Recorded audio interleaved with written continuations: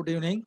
நம்ம இன்னைக்கு செஷன்ல with regard to APP exam to be conducted by TNPSC class 33 நம்ம இன்னைக்கு என்ன டிஸ்கஸ் பண்ண போறோம் அப்படின்னு பார்த்தீங்கன்னா criminal procedure code of criminal procedure 1973ல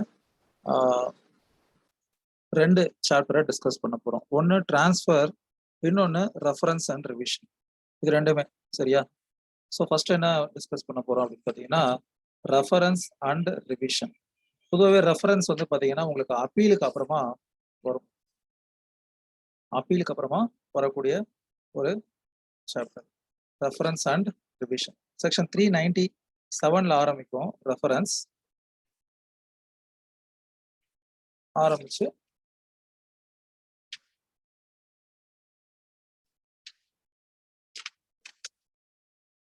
section 395ல ஆரம்பிச்சு சாப்டர் 30 இன் சிஆர்பிசி. நம்ம ஃபர்ஸ்ட் அதுதான் நீங்க டிஸ்கஸ் பண்ண போறோம். ரெஃபரன்ஸ் அண்ட் ரிவிஷன் செக்ஷன் 395ல ஆரம்பிச்சு செக்ஷன் 405 வரைக்கும் இருக்கிறது தான் chapter 30 reference and revision. Reference first section 395 reference to high court. Reference to high court அப்படின்னு சொல்லும் பொழுது என்ன அப்படின்னு பார்த்தீங்கன்னா பொதுவாக ரெஃபரன்ஸ் அப்படின்னு சொன்னா a person is making something or forwarding something சொல்லுவாங்க இல்லையா? So the case involving two aspects has been forwarded to the high court. ஒன்று என்ன அப்படின்னு பார்த்தீங்கன்னா with regard to validity of law. Validity of law.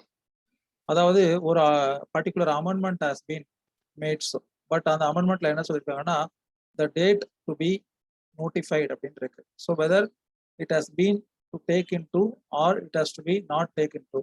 அதாவது ஒரு ஆக்ட் இல்லை ஒரு ஆர்டினன்ஸ் அதோடைய வேலிடிட்டி ஆர் அதோடைய அப்ளிகபிலிட்டி அது இப்போ நடைமுறையில் இருக்கா இல்லையா, அதோடைய அப்ளிகேஷன் இப்போ இருக்கா இல்லையா அப்படிங்கிறத ஒரு ப்ராப்பர் டிக்ளரேஷன் வரல கோர்ட் கிட்ட இருந்து. ஸோ அப்போ என்ன பண்றாங்கன்னா that subordinate court to high court is making a reference. சரியா? அது ஒன்று. இன்னொன்று என்ன அப்படின்னு பார்த்தீங்கன்னா when there is some doubt with regard to question of law. So legal ப்ரொவிஷன்ல ஒரு டவுட் இருக்கு. ஸோ அந்த டவுட்டை கிளாரிஃபை பண்ணாதான், அதுக்கான ஆன்சர் அட்ரஸ் பண்ணாதான் we can solve or we can provide proper justice in a trial அப்படின்னு சொன்னா இந்த ரெண்டு காரணங்களுக்காக ரெஃபர் பண்ணக்கூடியதுக்கு தான் ரெஃபரன்ஸ் அப்படின்னு சொல்லக்கூடியது.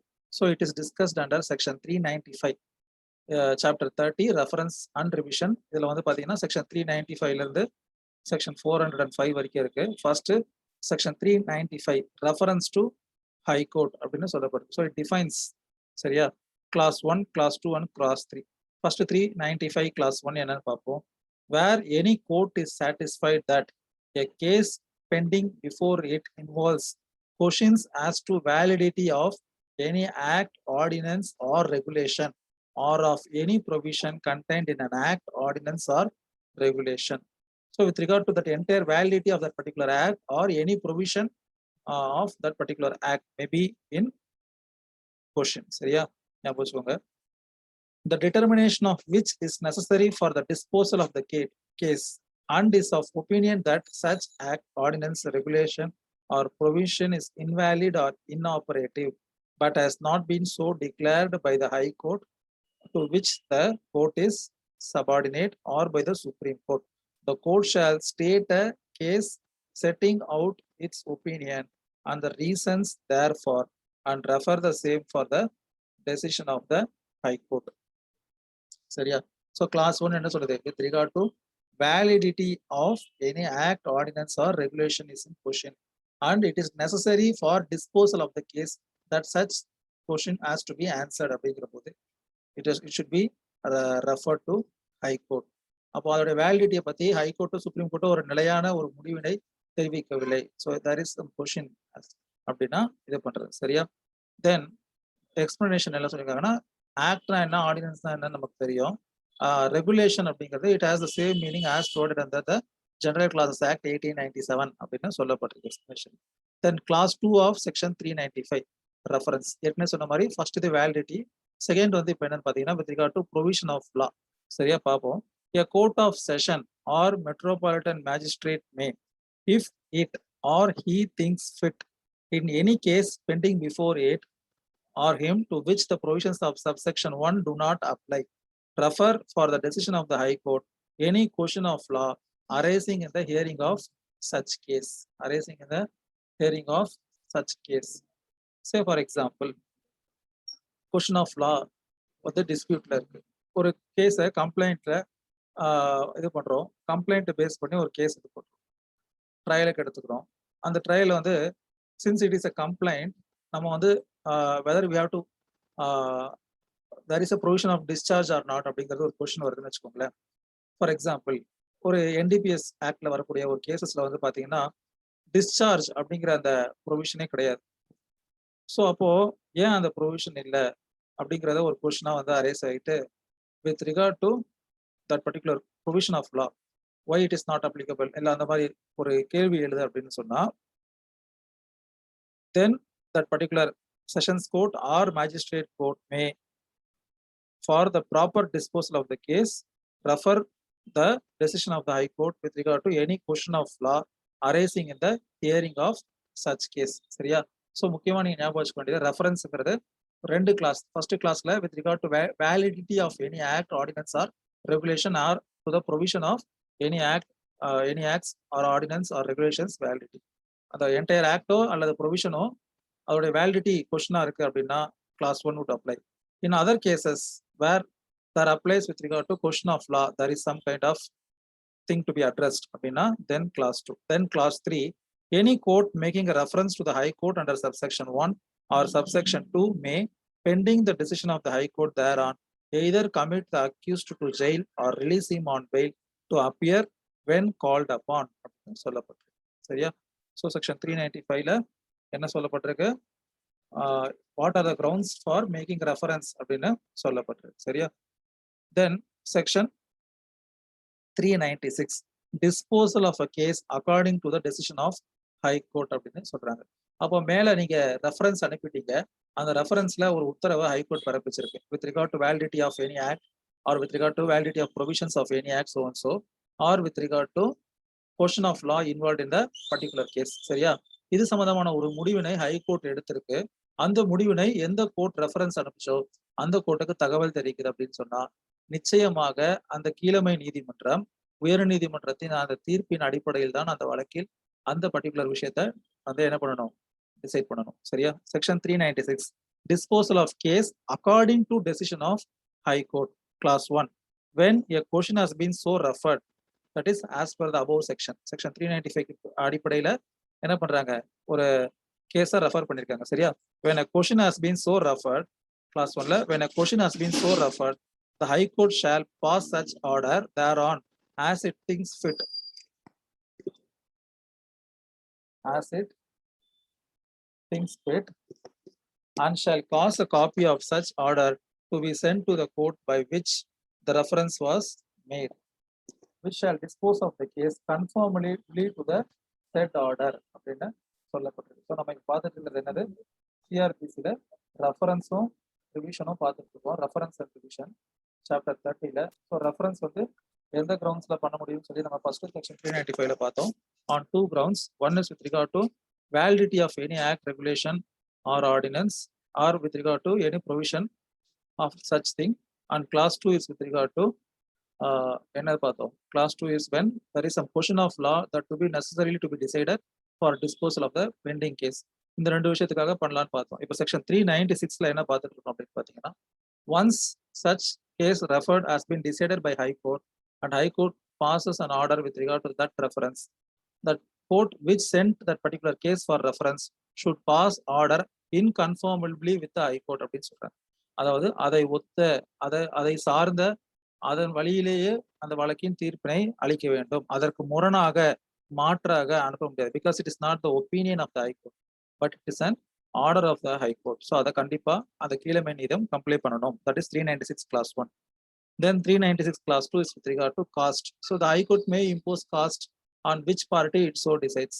எந்த அது வந்து it is discretion of the High Court. சரியா? Class 2, the High Court may direct by whom the cost of such reference shall be paid. So இது வந்து 395 and 396 speaks about reference. Then 397 speaks about calling for records to exercise powers of revision. Calling for records அப்படிங்கிறது என்ன அப்படின்னு பார்த்தீங்கன்னா, அந்த கீழமை நீதிமன்றத்தின் அந்த வழக்கு எந்த நிலையை தாண்டி வந்திருக்கு, அதுல என்னென்ன விஷயங்கள் நடந்திருக்கு அப்படிங்கிறத என்ன பண்ணணும்? அத தெரிந்து கொண்டால், அதில் ஒரு உத்தரவு பிறப்பிப்பதற்கு ஏதுவாக இருக்கும் அப்படிங்கிறதுக்காக, தட் ரெக்கார்ட்ஸ் கால் ஃபார் பண்ணக்கூடிய அந்த அதிகாரம். Section 397 calling for records to exercise powers of revision. அதுல வந்து பாத்தீங்கன்னா 397லயும் there are 3 clauses. First, clause 1, the High Court or any sessions judge may call for and examine the record of any proceeding before any inferior criminal court situate within its or his local jurisdiction for the purpose of satisfying itself or himself as to. So அப்போ எந்த மாதிரியான வழக்குகள்ல எந்த மாதிரியான சூழ்நிலைகள்ல ஒரு அமர்வு நீதிமன்றமோ அல்லது sessions கோர்ட்டோ அல்லது ஹை கோர்ட்டோ it can call for the records அப்படின்னு பாத்தீங்கன்னா, first only it can do so with regard to its subordinate jurisdiction. அது first criteria. Second criteria, to purpose of satisfying itself as to the correctness, legality or propriety of any finding, sentence or order recorded or passed, and as to the regularity of any proceedings of such inferior court, and may, when calling for such record, direct that the execution of any sentence or order be suspended, and if the accused is in confinement, that he be released on bail or on his own bond pending the examination of the record அப்படின்னு சொல்லப்பட்டிருக்கு. So அப்போ ஒரு sessions கோர்ட்டோ இல்லை high கோர்ட்டோ 2 விஷயங்கள்ல என்ன பண்ணலாம்? It can call for the records of that subordinate court for reference. என்னென்னு பார்த்தீங்கன்னா, with regard to first some order has been passed, some sentence has been awarded, with regard to its correctness, legality or propriety of any finding. அது சரியான முறையில் சட்டத்திற்கு உட்பட்டு தான் நியாயமாக சரியாக அது இருந்ததா அப்படிங்கிற ஒரு ஆஸ்பெக்ட்ல பண்ணலாம். அப்புறம் அப்படி இன்னொன்னு என்னன்னா, it is not necessary some order has been passed by that subordinate court, subordinate criminal court. Mere some proceeding is pending before that criminal court. With regard to such proceeding, it may call for the records. அப்போ 2 விஷயங்கள். ஒரு reference வந்து பாத்தீங்க அப்படின்னா, sorry, நம்ம இப்ப என்ன பார்த்துட்டு இருக்கோம்? ரிவிஷனை பத்தி பார்த்துட்டு இருக்கோம். செக்ஷன் 397ல section 395 and 396 reference is completed. Now we are discussing section 397ல ரிவிஷன். எந்த மாதிரியான கேசஸ்க்கு ஒரு ஹை கோர்ட்டோ இல்ல செஷன்ஸ் கோர்ட்டோ ஒரு ரிவிஷனரி பவரை எக்ஸசைஸ் பண்ணலாம் அப்படின்னு சொல்லிட்டு 397 கிளாஸ் 1ல டிஸ்கஸ் பண்ணிட்டு இருக்கோம். 2 ஆஸ்பெக்ட்ல. ஒன்னு, அதை பாஸ் பண்ண order or sentence or any finding is correct towards legality, அது சட்டத்திற்கு உட்பட்டு தான் பாஸ் பண்ணப்பட்டிருக்கா, அல்லது கரெக்டான முறையில சரியான முறையில correctness or propriety of such finding. ஒண்ணு. அதே மாதிரி some proceeding is pending and that is going in a right direction அப்படிங்கிறது தெரியணும். That is a regularity of any proceeding of such inferior court. as to the regularity of any proceeding of such inferior court அப்படின்னு சொல்றாங்க. அப்போ ஒரு வழக்குல for example இது வந்து ஒரு சிமிலரான ப்ரொவிஷன் சொல்லலாம். எதற்கு அப்படின்னு பாத்தீங்கன்னா, article 227 of the constitution of இந்தியால superintendence power of high courts அப்படின்னு இருக்கும். So it is the duty of the high court to superintend the functioning of the lower courts such as to ensure that legality has been maintained in that subordinate courts அப்படின்னு சொல்றது. அதே மாதிரி தான் இந்த section 497 is with regard to revisional power. இந்த revisional power that proceedings is going in a regular manner with regard to regularity of any proceedings or with regard to sentence, order or findings in any proceedings, legality, correctness or propriety can be questioned with in the case of revisional petition. சரியா? இது section 397ல சொல்லப்பட்டிருக்கு. Then explanation, all magistrates whether executive or judicial and whether exercising original or appellate jurisdiction shall be deemed to be inferior to the session judges for the purposes of this subsection and section 398. So it is not necessary that trial court அப்படின்னு சொல்ல அந்த subordinate court இருக்கு இல்லையா, the court which is inferior to high court or sessions court வந்து original இன்ஸ்டன்ஸ்ல ஒரு வழக்கு விசாரிச்சு அந்த வழக்குல தான் இந்த ரிவிஷனல் பவர் எக்ஸசைஸ் பண்ணணுங்கிற அவசியம் கிடையாது. Even it applies even to any appellate jurisdiction also அப்படின்னு சொல்றதுதான் this explanation to section 397 class 1. Then class 2, the powers of revision conferred by subsection 1 shall not be exercised in relation to any interlocutory order passed in any appeal, inquiry, trial or other proceedings அப்படின்னு சொல்லப்பட்டிருக்கு. So it is not applicable to any interlocutory orders. இடைக்கால உத்தரவுகளுக்கு எதிர்த்து நம்ம இந்த ரிவிஷனல் பவரை exercise பண்ண முடியாது. Section 397 class 2 படி. அதுதான் section 397 class 2 says shall not be exercised in relation to any interlocutory order passed in appeal, inquiry, trial or other proceedings. எந்த வகையான ஒரு விஷயத்திலும் அந்த இடைக்கால உத்தரவிற்கு எதிராக நம்ம ரிவிஷனல் பவரை எக்ஸசைஸ் பண்ண முடியாது. Then clause 3, if an application under this section has been made by any person either to the High Court or Sessions Court, no further application by the same person shall be entertained by the other of them. So இப்போ என்ன சொல்றாங்கன்னா clause 3, High Court as well as Sessions Court have the concurrent jurisdiction அப்படின்னு சொல்றாங்க. So அப்போ நம்மளுடைய ஃபோரமை choose பண்ணிட்டோம், that I have preferred a revision before High Court அப்படின்னு சொல்லிட்டா, I cannot take another chance with the Sessions Court as well as vice versa. அதே மாதிரி sessions கோர்ட்ல நான் ரிவிஷனரி பெட்டிஷன் ஃபைல் பண்ணிட்டேன் செக்ஷன் 397ல அப்படின்னா நான் என்ன பண்ண முடியாது, I cannot take a second chance. So நான் வந்து என்ன பண்ண முடியாது, I cannot gamble with regard to jurisdiction because both Sessions Court as well as High Court enjoy concurrent jurisdiction அப்படிதான் சொல்றாங்க section 397 clause 3. Then section 398 power to order inquiry.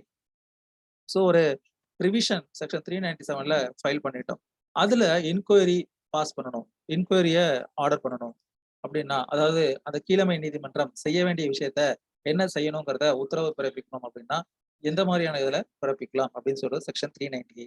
Power to order inquiry on examining any record under section 397 or otherwise, the High Court or the Sessions Judge may direct the Chief Judicial Magistrate by himself or by any of the magistrates subordinate to him to make, and the Chief Judicial Magistrate may himself make or direct any subordinate magistrate to make further inquiry into any complaint which has been dismissed under section 203 or subsection 4 of section 204 or into the case of any person accused of an offense who has been discharged அப்படின்னு சொல்லப்பட்டிருக்கு. So இப்போ high court என்ன பண்ணலாம், with exercising the power of revision under section 397, it can direct its subordinate judicial officers, either chief judicial magistrates or any other magistrates. சரியா? அப்போ அத்தகைய நபர்கள் இரண்டு பிரிவுகளின் கீழ் என்ன பண்ணலாம், they can take action. ஒன்று வந்து என்ன அப்படின்னு பார்த்தீங்கன்னா inquiry into complaint with regard to subsection 4 of section 204. அது என்ன அப்படின்னு பார்த்தீங்கன்னா, கம்ப்ளைண்ட் வந்து cognizance எடுத்துட்டாரு மேஜிஸ்ட்ரேட், அந்த magistrate has find there is some prima facie case and it is going to issue summons after numbering the particular case. அந்த summon issue பண்ணும்போது you have to pay the process fee. Say for example, இத்தனை accuse persons இருக்காங்க அப்படின்னா ஒரு நபருக்கு இவ்வளவு ரூபாய் அப்படின்னு சொல்லிட்டு இந்த பிரிஸ்கிரைப்டு ஃபீயை, கோர்ட் ஃபீயை நீங்க என்ன பண்ணிருக்கோம், பே பண்ணிருக்கோம் ஒரு குறிப்பிட்ட டைம் பீரியடுக்குள்ள. But even after sufficient time has been given, you have not repaid that particular court fee or processing fee for issuing summon அப்படின்னு சொன்னா he can dismiss the complaint under subsection 4 of section 204. So அப்போ அத்தகைய விஷயங்களை மறுபடியும் அவர்கள் ஆய்வு செய்வதற்கு அதிகாரம் வழங்கப்பட்டிருக்கு. அதே மாதிரி செக்ஷன் 203யும் with regard to complaint by magistrate. Section 203ல ஒரு உத்தரவு பிறப்பிக்கப்பட்டிருக்கு அப்படின்னு சொன்னா அதையும் இவர் என்ன பண்ணலாம். செக்ஷன் 203 என்னன்னு பாத்தீங்கன்னா dismissal of complaint அப்படின்னு சொல்றாங்க. That is, if there is no sufficient grounds for proceeding, ஒரு கம்ப்ளைண்ட் நம்ம மேஜிஸ்ட்ரேட் கிட்ட பிரசன்ட் பண்ணிருக்கோம் to take action against someone. அந்த கம்ப்ளைண்ட் என்ன பண்ணிருக்காரு, மேஜிஸ்ட்ரேட் டிஸ்மிஸ் பண்ணிட்டாரு, there is no sufficient grounds for proceeding அப்படின்னு சொல்லிட்டு, then in such case, in such both the cases, you can order an inquiry with regard to that subordinate judicial officer. Then there is a proviso. Proviso என்ன சொல்றதுன்னு பார்ப்போம். Provided that no court shall make any direction under this section for inquiry into the case of any person who has been discharged unless such person has had an opportunity of showing cause why such direction should not be made அப்படின்னு சொல்லப்பட்டிருக்கு. So section 398 வந்து with regard to order, power to order inquiry. That power to order inquiry can be made in 3 cases. என்னென்ன அப்படின்னு பார்த்தீங்கன்னா, dismissal of complaint under section 203 of CRPC by the magistrate holding that there is no sufficient grounds for proceeding. இந்த வழக்கில் போதுமான ஆதாரமும் முகாந்தரமும் இல்லை, மேற்கொண்டு இதில் விசாரணை நடத்துவதற்கு அப்படின்னு சொல்லி டிஸ்மிஸ் பண்ணிடுறாரு. அப்படி இல்லைன்னா சப்செக்ஷன் 4 ஆஃப் செக்ஷன் 204 படி என்ன பண்றாரு அப்படின்னு பார்த்தீங்கன்னா, he has taken cognizance, but that person, even after giving sufficient opportunity, is not paying the prescribed fee for sending summons to the accused persons அப்படின்னு சொன்னா அந்த வழக்கை என்ன பண்ணலாம், தள்ளுபடி பண்ணலாம். அப்படி இல்லைன்னா டிஸ்சார்ஜ் பண்ணலாம். அந்த வழக்குல போதுமான ஆதாரங்கள் இல்லை. So it would amount to acquittal அப்படின்னு சொன்னா there is no need to conduct an unnecessary trial அப்படிங்கிற ஒரு டிசிஷன் எடுத்து டிஸ்சார்ஜ் பண்ணலாம். இந்த 3 சூழ்நிலைகளிலும் என்ன பண்ணலாம், அந்த செஷன் ஜட்ஜோ அல்லது ஹைகோர்ட் ஜட்ஜோ அந்த கீழமை ஜுடிஷியல் ஆஃபீஸர்ஸை they can order to enquire under these 3 matters. இது கிளாஸ் 1. கிளாஸ் 2ல என்ன சொல்றாங்கன்னா, when the order of discharge has been reversed by such an inquiry அப்படின்னா it should always be done only after giving sufficient opportunity of hearing to the person discharged அப்படின்னு சொல்றாங்க. அப்போ ஒருதலை பட்சமாக வெறும் வழக்கின் தகவல்களை மட்டும் ஆராய்ந்து அந்த பாதிக்கப்பட்ட நபரை, விடுதலை செய்யப்பட்ட நபரை, டிஸ்சார்ஜ் செய்யப்பட்ட நபரை கேட்காமல் எந்த உத்தரவும் பிறப்பிக்க கூடாது அப்படின்னு சொல்றது class proviso to section 398. Then we'll move on to section 399, sessions judges power of revision.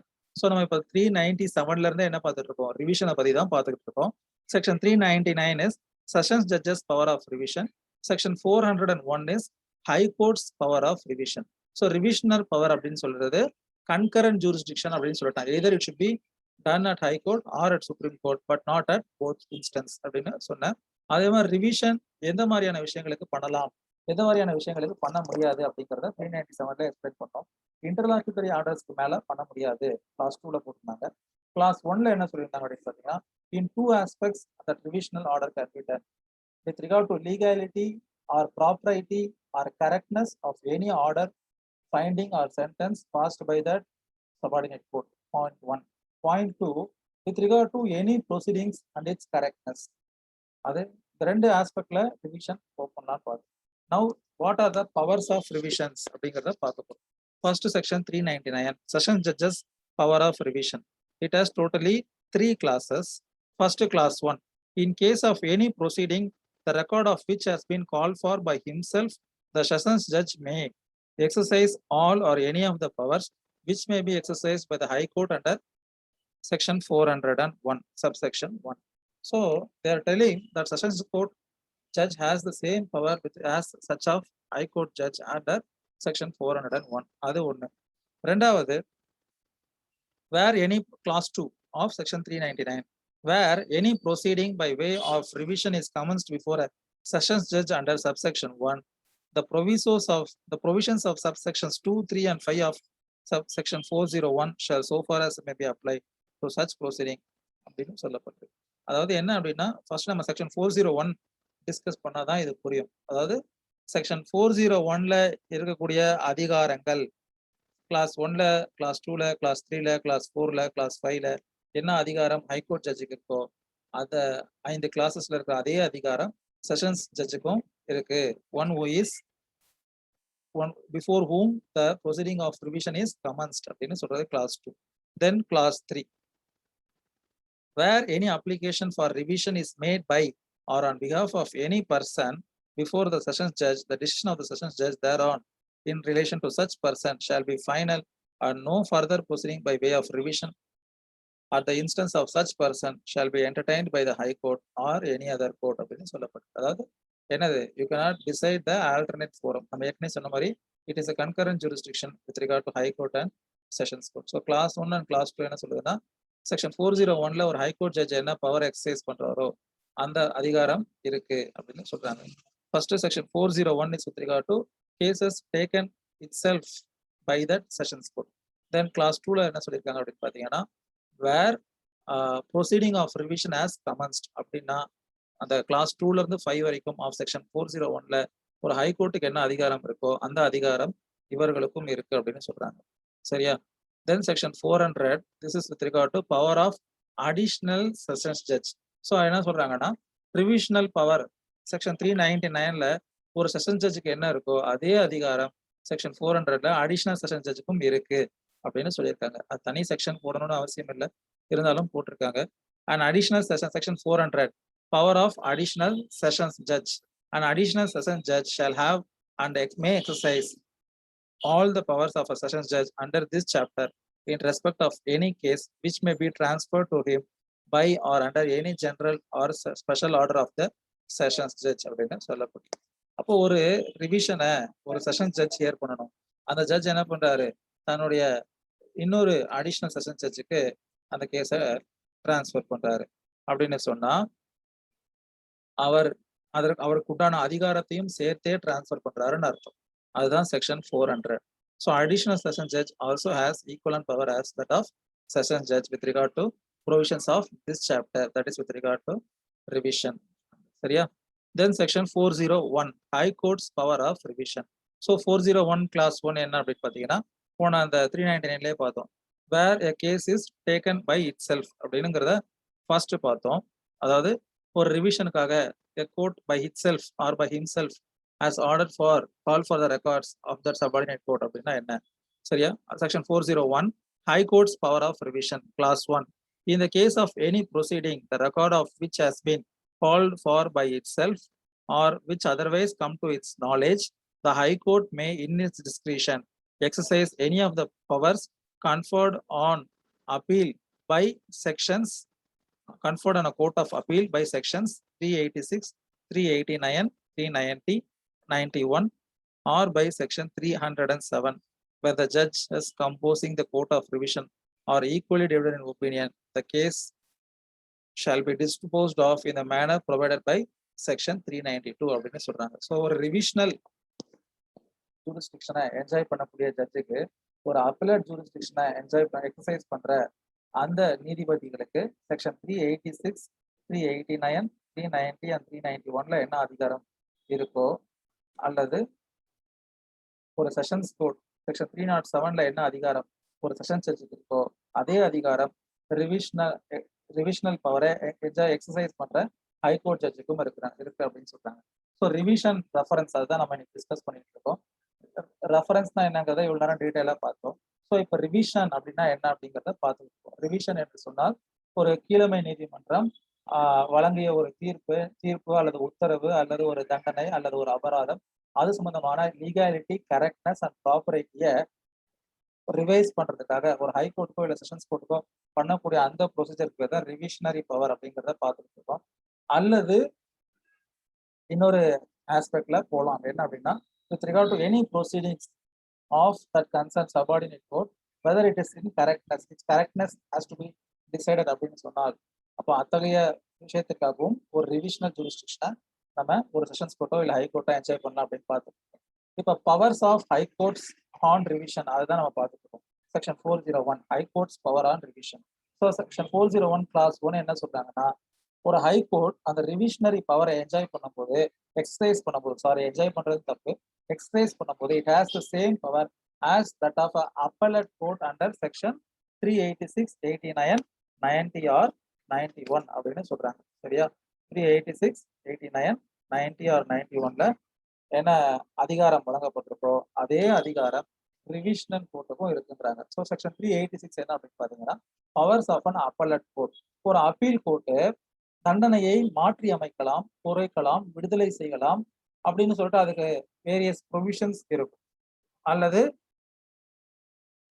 இதே மாதிரி இந்த ரிவிஷனரி பவர் எக்ஸசைஸ் பண்ற இருக்கும் அதே அதிகாரம் இருக்கு. ஸோ நான் ரிவிஷன் எக்ஸசைஸ் பண்றேன், அதனால அந்த தீர்ப்பை மாற்றி அமைக்க முடியாது, ஒருவருக்கு தண்டனை வழங்கியதை நான் விடுதலை செய்ய முடியாது அப்படின்லாம் கிடையாது. செக்ஷன் 386ல பவர்ஸ் ஆஃப் அப்பலட் கோர்ட்ல என்ன அதிகாரம் வழங்கப்பட்டிருக்கோ அத்தனை அதிகாரமும் இதற்கும் உண்டு அப்படின்னு சொல்றது ஒண்ணு. அதுக்கு அடுத்து என்ன பார்த்தோம்? 389 90 ஆர் 91 அப்படின்னு பார்த்தோம்.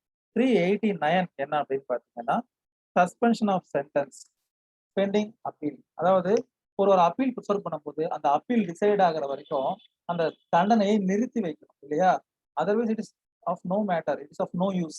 ஸோ அதுதான் செக்ஷன் 389. செக்ஷன் 390 என்ன அப்படின்னு பார்த்தீங்கன்னா சில வழக்குகள்ல ஒரு விடுதலையை எதிர்த்து நீதிமன்றத்திற்கு வந்திருக்கலாம்.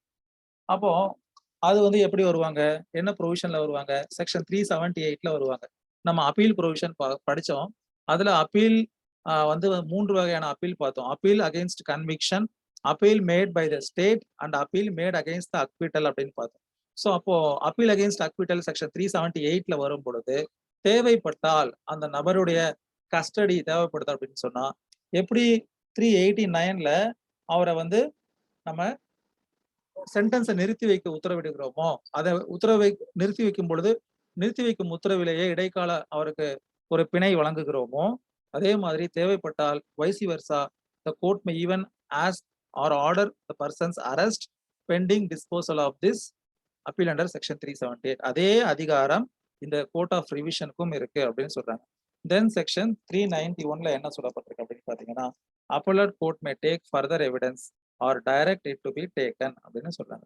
ஸோ ஃபர்தர் எவிடன்ஸ் எடுக்க வேண்டிய தேவைப்பட்டால் எடுக்க வேண்டிய அல்லது எடுக்க சொல்கின்ற அதிகாரமும் இருக்கு. ஸோ இந்த 4 அதிகாரமும் 386, 89, 90 அண்ட் 91 இந்த 4 செக்ஷன்ல ஒரு அப்பல்லட் கோர்ட்டுக்கு என்ன அதிகாரம் இருக்கோ அதே அதிகாரம் ஒரு ரிவிஷனரி ஜூரிஸ்டிக்ஷன்ல எக்ஸசைஸ் பண்ணக்கூடிய ஒரு ஹைகோர்ட்டுக்கும் இருக்கு அப்படின்னு சொல்லப்பட்டிருக்கு. அல்லது செக்ஷன் 307ல ஒரு செஷன்ஸ் கோர்ட் என்ன அதிகாரம் வழங்கப்பட்டிருக்கோ அதே அதிகாரம் அந்த அதிகாரமும் இவர்களுக்கு இருக்கு அப்படின்னு சொல்றது. செக்ஷன் 307 என்ன அப்படின்னு பாத்தீங்கன்னா power to direct tender of pardon அப்படின்னு சொல்றது. அதாவது ஒரு வழக்கில் தொடர்புடைய ஒரு நபருக்கு பார்டனிங் பவர், அவர்களை மன்னித்து அவர்களை விடுதலை செய்து மற்றவர்களுக்கு எதிரான தீர்ப்பினை வழங்கக்கூடிய ஒரு provision section 307 power to direct tender of pardon அப்படின்னு சொல்லக்கூடியது. ஸோ அப்போ அந்த பார்டன் வந்து பொதுவாக யாருக்கு வழங்குவாங்க? ஒரு வழக்கில் ஏதோ ஒரு வகையில் தொடர்புடைய ஒரு நபருக்கு வழங்குவது. ஆன் வாட் ஆஸ்பெக்ட் அப்படின்னு பாத்தீங்கன்னா on the consideration of disclosure of truth by that person, on that aspect pardon has been given. சரியா? அதுதான் செக்ஷன் 307. ஸோ இந்த அத்தனை அதிகாரங்களும் அப்போ உங்ககிட்ட ஒரு கேள்வி கேட்கப்படுது. whether the court exercising the power of revision under section 401 can grant pardon அப்படின்னு கேட்கப்படுது அப்படின்னு வச்சுக்கோங்களேன். Yes, because it has the right of court of session by section 307. So இந்த 5 அதிகாரங்களும் ரிவிஷனரி கோர்ட்டுக்கு இருக்கு அப்படின்னு சொல்லப்பட்டிருக்கு. அப்புறம் ஒருவேளை இந்த ரிவிஷனை எக்ஸசைஸ் பண்ணக்கூடிய நீதிமன்றம் தன்னுடைய தீர்ப்பில் ஒரு மாறுபட்ட தீர்ப்பை வழங்குகிறது. ஃபார் எக்ஸாம்பிள் ரிவிஷனரி ஜூரிஸ்டிக்ஷனை ஒரு 2 ஜட்ஜு முன்னாடி ஒரு வருது. அதுல ஒரு ஜட்ஜ் ஒரு வகையான முடிவில் இருக்கிறார், அதற்கு நேர் எதிர் முடிவை இன்னொரு நீதிபதி எடுக்கிறார் அப்படின்னு பாத்தீங்கன்னா அப்ப அப்பலட் ஜூரிஸ்டிக்ஷன்ல செக்ஷன் 392ல அப்படிப்பட்ட ஒரு சூழ்நிலை வருதால் மூன்றாவதாக ஒரு நீதிபதியின் முன் அதை வைத்து அல்லது larger bench then this 2 judges அமர்ந்து அவர்கள் மறுபடியும் after rehearing that case they can pass orders அப்படின்னு சொல்லுவாங்க. அதுதான் பைண்டிங் நேச்சர்னு சொல்லுவாங்க. அதே மாதிரி ரிவிஷன்லயும் suppose if necessity arises that same thing is applicable. இதுதான் செக்ஷன் 401ல clause 1 powers of High Courts in exercising revision. High Courts power of revision section 401 class 1. Then 401 class 2 என்ன அப்படின்னு பாத்தீங்கன்னா no order under this section shall be made to the prejudice of the accused or other person unless he had an opportunity of being heard either personally or by pleader in his own defense. So அப்ப மேல சொல்ல இருக்கக்கூடிய அதிகாரங்கள் எல்லாம் அந்த அதிகாரங்களை எப்படி பயன்படுத்த வேண்டும் அப்படின்னு பாத்தீங்கன்னா அந்த அதிகாரத்தின் விளைவாக if some prejudice is going to be accused அப்படின்னு சொன்னால், say for example you are going to reverse a judgment of acquittal to conviction by exercising the power of revision under 401 class 1 அப்படின்னு சொன்னால் definitely that can be done only after providing sufficient opportunity of being heard. அந்த நபரின் தரப்பினையும் கேட்டு என்ன பண்ணணும்? ஒரு உத்தரவை பிறப்பிக்க முடியும். 10 class 3 nothing in this section shall be deemed to authorize a high court to convert a finding of acquittal into one of conviction அப்படின்னு சொல்றாங்க. சரியா? Then class 4 where under this code an appeal lies and no appeal is brought, no proceeding by way of revision shall be entertained at the instance of party who could have appealed அப்படின்னு சொல்றாங்க. அதாவது நீங்க சிஆர்பிசியா இருக்கட்டும் ஒரு codified லால ஒரு particular ப்ரொவிஷனுக்கு அப்புறம் இன்னொரு ப்ரொவிஷன் வரும், அப்பீல்ஸ். அதுக்கப்புறமா தான் இந்த ரெஃபரன்ஸ் அண்ட் ரிவிஷன் வரும். இது எதுக்காக சொல்றேன்னா உங்களை ஞாபகத்திற்காக. அதாவது அப்பீல் ப்ரொவிஷன் இருக்கு அப்படின்னு சொன்னால் அந்த அப்பீல் ப்ரொவிஷனை ஒருவர் நடைமுறைப்படுத்தாமல் ரிவிஷனல் ஜூரிஸ்டிக்ஷனுக்கு வர முடியாது. அப்படி வந்தால் அது ஏற்புடையது அல்ல அப்படின்னு சொல்றதுதான் clause 4 of section 401. Where under this code and appeal lies and no appeal is brought, no proceeding by way of revision shall be entertained at the instance of the party who could have appealed. சரியா? அப்போ revision is even with regard to any legality of sentence or its correctness or its propriety. If a person is preferring a revision அப்படின்னா he should not have the right of appeal. Only then he can exercise this right of revision அப்படின்னு சொல்லப்பட்டிருக்கு. சில நேரங்கள்ல genuinely a person may have filed a revision without knowing that there is a provision of appeal. அதை பத்தி சொல்றதுதான் next class 5 of section 401. அப்ப அத்தகைய சூழ்நிலைகளில் ஹைகோர்ட் என்ன பண்ணலாம்? It can convert that petition, that is this revisional petition to the appeal, அப்படியாக convert பண்ணி அதை அப்பீலை விசாரிக்கக்கூடிய அதிகாரத்திற்கு உட்பட்டு அந்த நடைமுறைகளை பின்பற்றி அதை அப்பீலாக என்ன பண்ணலாம்? ஹியர் பண்ணி சூட்டபிள் ஆர்டர் பாஸ் பண்ணலாம். That is clause 5. Where under this code an appeal lies, but an application for revision has been made to the High Court by any person and the High Court is satisfied that such application was made under the erroneous belief that no appeal lies thereto and that it is necessary in the presence of that it is necessary in the interest of justice so to do, the High Court may treat the application for revision as a petition of appeal and deal with the same accordingly. So இதுதான் வந்து section 401, power of high court's power of revision. இதே இந்த அதிகாரங்கள் எல்லாம் ஒரு sessions கோர்ட்டுக்கும் இருக்கு அப்படின்னு சொல்றது செக்ஷன் 399. செக்ஷன் 399 என்ன பார்த்தோம்? Sessions judges power of revision. சரியா? இது ரெண்டுமே சினானிமஸா இருக்கக்கூடிய ப்ரொவிஷன், ஞாபகம் வச்சுக்கோங்க. தென் செக்ஷன் 402 என்ன அப்படின்னு பாத்தீங்கன்னா, power of high court to withdraw or transfer revision cases. ஒரு ரிவிஷன் வழக்க வித்ட்ரா பண்றதுக்கோ அல்லது டிரான்ஸ்ஃபர் பண்றதுக்கோ ஹைகோர்ட்டுக்கு உரிமை இருக்கா? எந்த மாதிரியான உரிமை இருக்கு அப்படின்னு சொல்றது section 402. Power of high court to withdraw or transfer revision cases. Clause 1. wherever one or more persons convicted at the same trial make application to the High Court for revision and any other person convicted at the same trial makes an applications to the sessions judge for revision, the High Court shall decide, having regard to the general convenience of the parties and the importance of the questions involved, which of the two courts should finally dispose of the application for revision. And when the High Court decides that all the application for revision should be disposed of by itself, the High Court shall direct that the applications for revision pending before the sessions judge be transferred to itself, and where the High Court decides that it is not necessary for it to dispose of the application for revision, it shall direct that the applications for revision made to it be transferred to the sessions judge. அப்போ இந்த section 402 class 1 என்ன சொல்லுது அப்படின்னு பாத்தீங்கன்னா, it is the discretionary power of the high court. நான் ஏற்கனவே சொன்ன மாதிரி ரிவிஷனல் ஜூரிஸ்டிக்ஷன் அப்படிங்கிறது concurrent jurisdiction. either you can exercise that revisional jurisdiction in high court or in supreme court but not in both the courts. either in high court or in sessions court but not in both the courts. அப்படின்ற போது ஒரு வழக்கில் குற்றம் சுமத்தப்பட்ட அந்த குற்றவாளிகளில் ஒருவர் அமர்வு நீதிமன்றத்திலும் sessions கோர்ட்லயும் இன்னொருவர் ஹைகோர்ட்லயும் ரிவிஷனை ஃபைல் பண்ணிருக்காங்க. It will result in conflict of judgment இல்லையா? ஒரு முரண்பட்ட தீர்ப்புகள் வருவதற்கோ அல்லது முரண்பட்ட ஃபைண்டிங்ஸ் வருவதற்கோ வாய்ப்புகள் இருக்கு.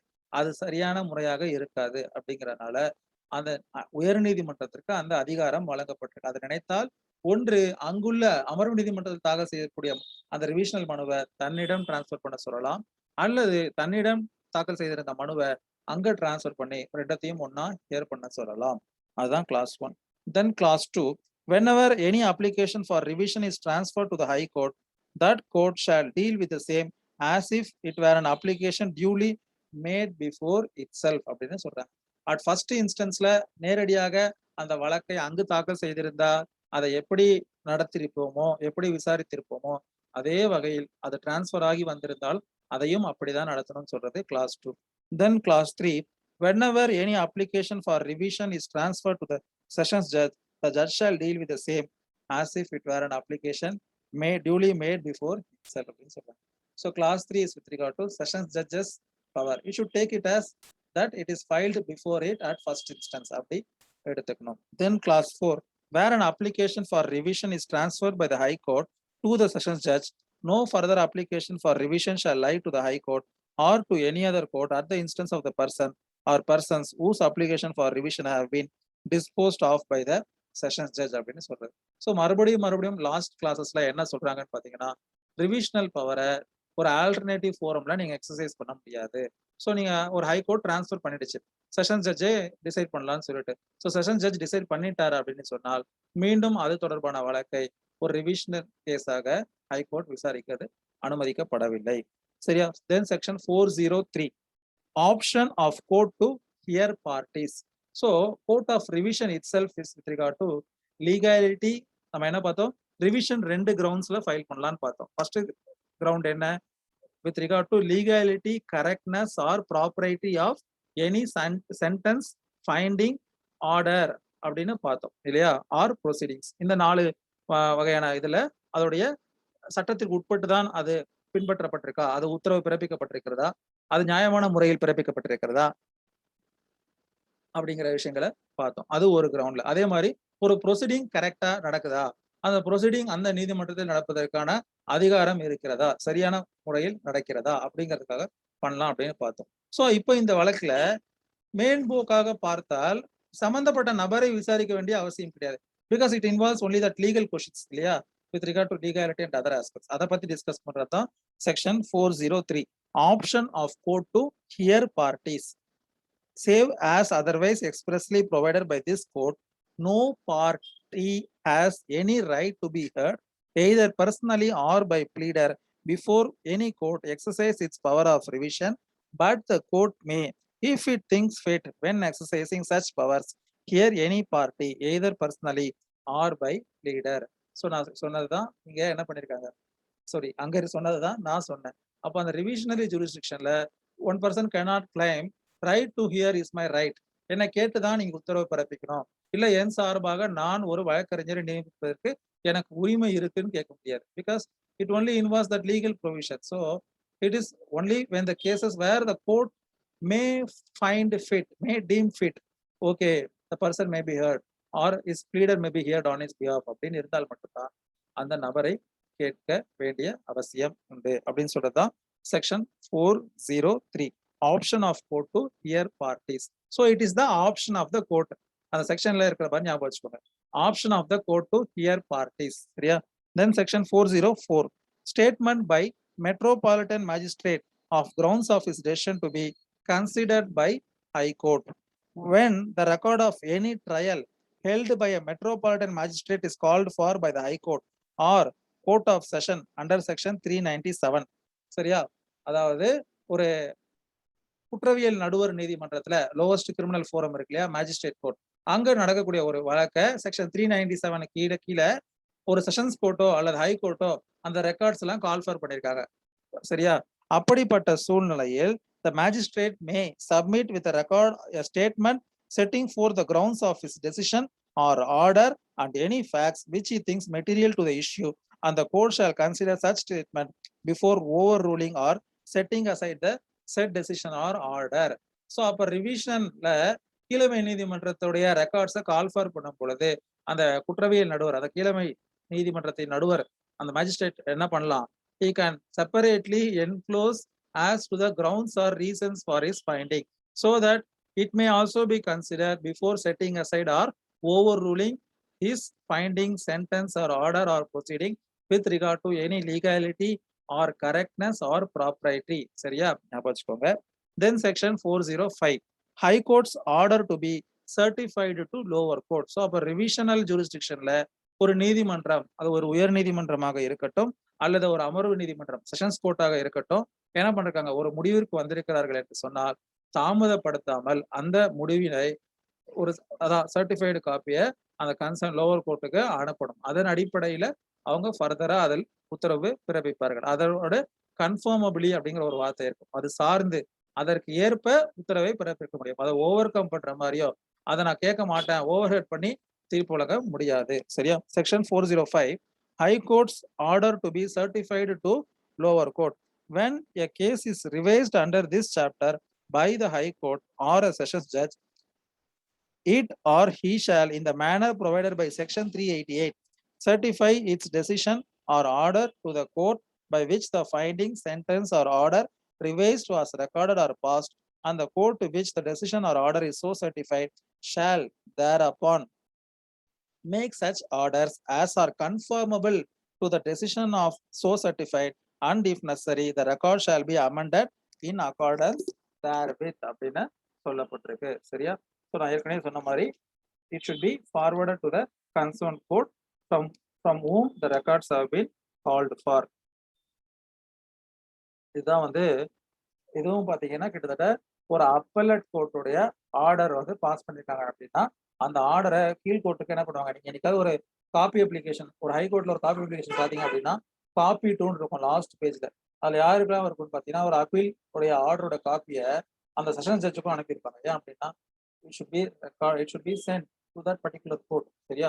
அதுதான் அந்த அப்பீலட் ஜூரிஸ்டிக்ஷன்ல செக்ஷன் 388ல சொல்லப்பட்டது.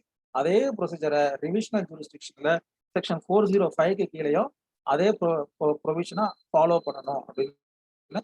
சரியா? தென் இது நம்ம சாப்டர் 30 பார்த்துட்டோம். செக்ஷன் 495 395ல இருந்து 405 வரைக்கும். 395 and 396 is with regard to reference. அதுக்கு அடுத்து 397ல இருந்து 405 வந்து ரிவிஷன்ல என்னென்னலாம் ஃபாலோ பண்ணணும், எதுக்கெல்லாம் பவர்ஸ் இருக்கு அப்படிங்கிறத நம்ம டிஸ்கஸ் பண்ணோம். ஞாபகம் வச்சுக்கிட்டீங்க இல்லையா? ரெஃபரன்ஸ் அப்படிங்கிறது ரெண்டு கிரவுண்ட்ல தான் பண்ண முடியும். With regard to validity of any acts, ordinance or regulation, or with regard to provisions of validity, regulation or ordinance. சரியா? அதோடைய வேலிடிட்டி ஒரு டவுட்ஃபுல்லா இருக்கு. அது வந்து ஒரு நிலையான ஒரு உத்தரவினை ஒரு உயர் நீதிமன்றமும் உச்ச நீதிமன்றமும் பிறப்பிக்கவில்லை. அது இல்லை, அதோட வேலிடிட்டி இப்ப இல்ல, கரண்ட்ல இல்லை அப்படின்னு ஒரு சூழ்நிலை இருக்கு, அது தோன்றுது அந்த நீதிபதிக்கு அப்படின்னா, அப்போ அந்த சபார்டினேட் கோர்ட் என்ன பண்ணலாம், ரெஃபரன்ஸ் அனுப்பலாம் ஹைகோர்ட் 395ல. அது ஒரு கிரவுண்ட். 395 கிளாஸ் 4. கிளாஸ் 2ல என்ன அப்படின்னு பாத்தீங்கன்னா second ground. First ground is with regard to validity of anything. Second ground is with regard to question of law which is necessary for disposal of the case. அந்த கீழமை நீதிமன்றத்தில் இருக்கக்கூடிய ஒரு வழக்குல ஒரு சட்ட கருத்துரு சம்பந்தப்பட்ட ஒரு விளக்கம் தேவைப்படுகிறது. அது தெரிந்தால் இல்ல அது பற்றின ஒரு தெளிவு ஏற்பட்டால் தான் அந்த வழக்கை முழுமையாக தீர்ப்பளிக்க முடியுங்கிற சூழ்நிலை வரும் பொழுது, அப்ப அத்தகைய சூழ்நிலையில் நீங்க என்ன பண்ணலாம், ரெஃபரன்ஸ் அனுப்பணும். இது வந்து செக்ஷன் 395ல பாக்குறோம். அப்புறம் 396லயும் அதோடைய தொடர்ச்சி பாக்குறோம். அதுக்கடுத்து ரெஃபரன்ஸ் முடிஞ்சதும் ரிவிஷன் பார்த்தோம். சரியா? ஸோ இதோட சாப்டர் 30 இஸ் ஓவர். செக்ஷன் 395ல இருந்து செக்ஷன் 405 வரைக்கும் நீங்க ஞாபகம் வச்சுக்கோங்க. அடுத்து வந்து பாத்தீங்கன்னா அடுத்த சாப்டர் 31 ஷார்ட்டா சொல்லிடுறேன், ஏன்னா டைம் வந்து ரொம்ப இல்லை. செக்ஷன் 31 என்ன பாத்தீங்கன்னா transfer of criminal cases. Chapter 31 is with regard to transfer of criminal cases. அது வந்து பாத்தீங்கன்னா செக்ஷன் 406ல ஆரம்பிச்சு செக்ஷன் 406ல ஆரம்பிச்சு செக்ஷன் 412 வரைக்கும் இருக்கக்கூடியதான் chapter 31. Transfer of criminal cases section 406 to section 412. First நீங்க சிம்பிளா ஞாபகம் வச்சுக்கணும்னு பாத்தீங்கன்னா ஒரு கிரிமினல் கேஸை டிரான்ஸ்ஃபர் பண்ணும் பொழுது என்ன அப்படின்னா that only that you can make a normally in normal circumstances you can make that transfer application only to the superior court. For example, இப்போ ஒரு sessions division, say for example Tiruvannamalai sessions டிவிஷன்ல ஒரு case நடக்குதுன்னு வச்சுக்கோங்களேன். அந்த திருவண்ணாமலை நீதிமன்றத்துல இருக்கக்கூடிய ஒரு வழக்கை இல்லைன்னா திருவண்ணாமலை செஷன்ஸ் டிவிஷன்ல 2 டிஸ்ட்ரிக்ட் இருக்கு செஷன்ஸ். இது ஒன்னு ஆரணியில இருக்கு, இன்னொன்னு திருவண்ணாமலையில இருக்கு. அப்போ எங்க ஃபைல் பண்ணணும்? இப்போ ஆரணியில நடக்கிற கோர்ட்டை திருவண்ணாமலைக்கு மாத்தலாமா? அதுக்கு எங்க ஃபைல் பண்ணணும்? அதே இது இப்போ ஒரு டிவிஷன்ல இருந்து இன்னொரு டிவிஷனுக்கு மாத்துறோம். சே ஃபார் எக்ஸாம்பிள் நான் இப்போ ஃபர்ஸ்ட் சொன்ன கேஸ்ல ஆரணியில நடக்கிறத திருவண்ணாமலைக்குள்ள மாத்துறோம். ஒரே டிவிஷன்ல வேற இடம், ஏதோ ஒரு ரீசன்காக. என்ன மாதிரியான ரீசன்காக ஒரு கேஸை கிரிமினல் கேஸை டிரான்ஸ்ஃபர் பண்ணலாங்கிறத பார்க்க போறோம். அதே மாதிரி ஒரு டிவிஷனுக்குள்ளேயே மாற்றினா அதுக்கு எங்க அந்த அப்ளிகேஷனை ப்ரிஃபர் பண்ண போறோம். அதே மாதிரி ஒரே டிவிஷனுக்குள்ள இல்லாம ஃபார் எக்ஸாம்பிள் திருவண்ணாமலை நடக்கக்கூடிய கேஸை நம்ம என்ன பண்றோம், சேலம்ல மாத்தணும்னு சொல்லி நினைக்கிறோம். அப்போ அதுக்கு எந்த நீதிமன்றத்துல மனுவை தாக்கல் பண்ண முடியும்? ஒரு பிரின்சிபல் டிஸ்ட்ரிக்ட் ஜட்ஜ் சேலத்துல தாக்கல் பண்ண முடியுமா, இல்ல திருவண்ணாமலையில தாக்கல் பண்ண முடியுமா? பண்ண முடியாது. அது ரெண்டுமே வந்து பாத்தீங்கன்னா ஈக்குவலன்ட் ஜூரிஸ்டிக்ஷன். அப்போ அதை விட உயர்ந்த இடத்துல இருக்கக்கூடிய ஹைகோர்ட்ல தான் நீங்க டிரான்ஸ்ஃபர் அப்ளிகேஷனை ஃபைல் பண்ண முடியும். அதே மாதிரி ஒரு மாநிலத்திலிருந்து இன்னொரு மாநிலத்துக்கு மாற்ற வேண்டும் என்று சொல்லும் பொழுது அதை ஹைகோர்ட்ல பண்ண முடியுமா அப்படிங்கிற பல கேள்விகள் இருக்கு இல்லையா?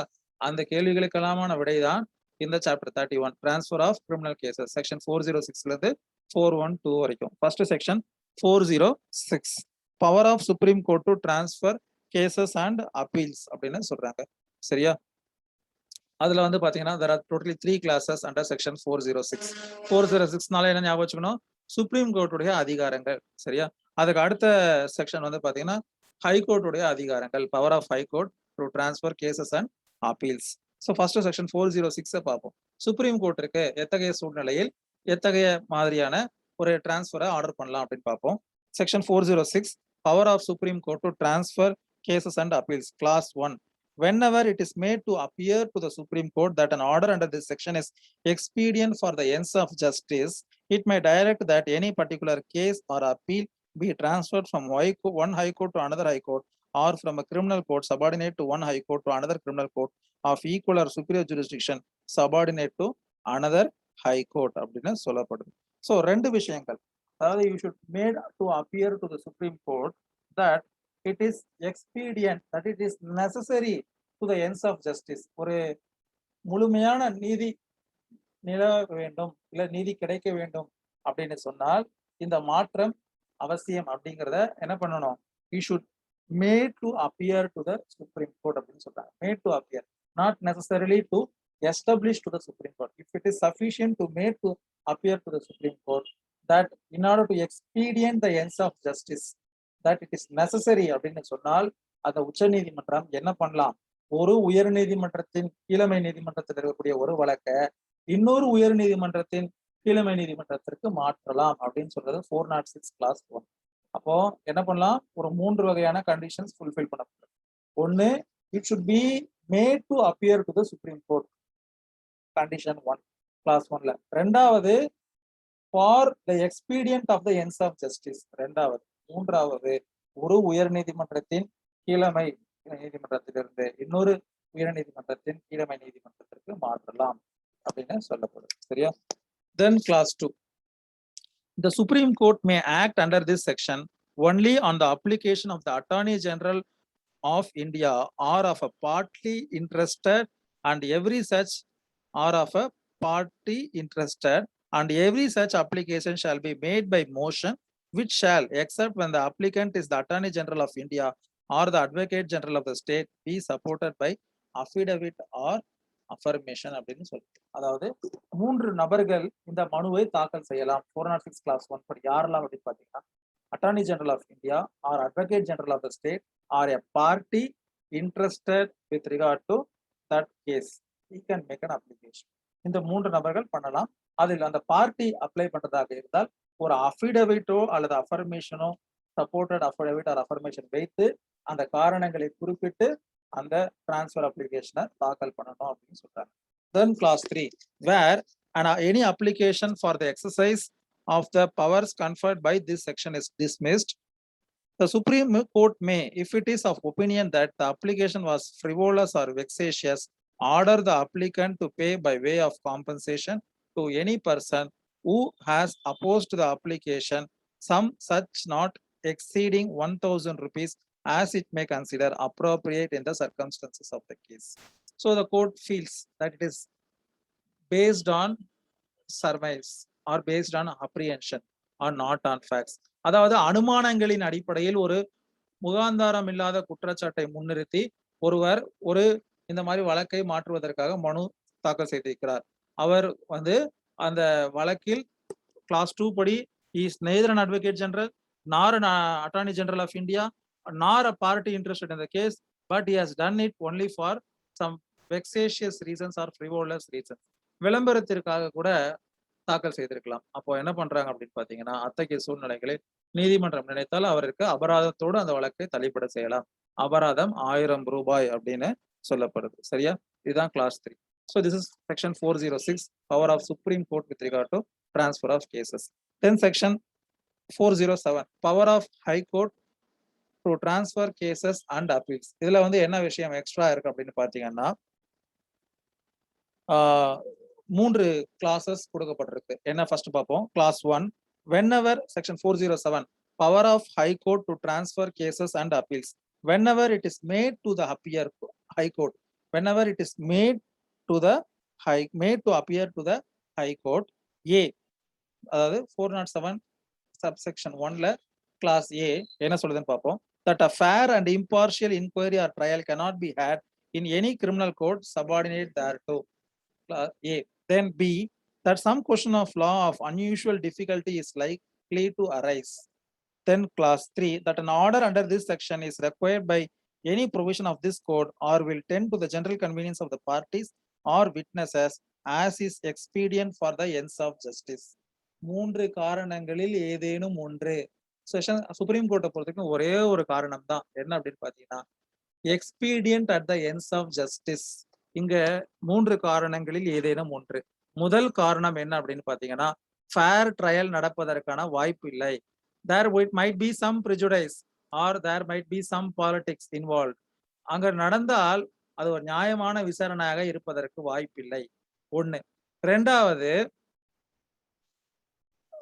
ஏதோ ஒரு சட்ட சிக்கல் உண்டாகுவதற்கான வாய்ப்புகள் உண்டு. There is some question of law of unusual difficulty is likely to arise. 3வது என்ன அப்படின்னு பாத்தீங்கன்னா, witness and other convenience of parties.